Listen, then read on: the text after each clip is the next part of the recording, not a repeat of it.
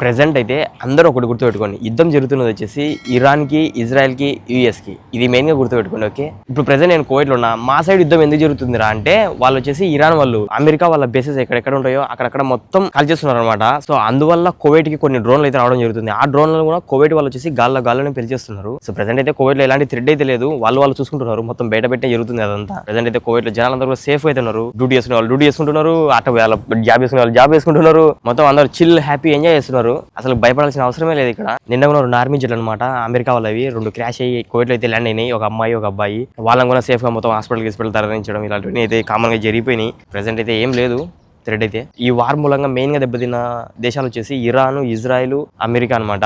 ఈ మూడే. ఇరాన్ వాళ్ళు వచ్చేసి మెయిన్ గా అమెరికా వాళ్ళ బేసెస్ ఎక్కడెక్కడ ఉంటాయి. ఇప్పుడు మెయిన్ గా అమెరికా వచ్చేసి దుబాయ్ నుంచి ఆయిల్ సపోర్ట్ ఇది ఉంటుంది కదా, ఆయిల్. సో ఆయిల్ మీద కూడా టార్గెట్ ఇస్తున్నారు అనమాట ఈ ఇరాన్ వాళ్ళు.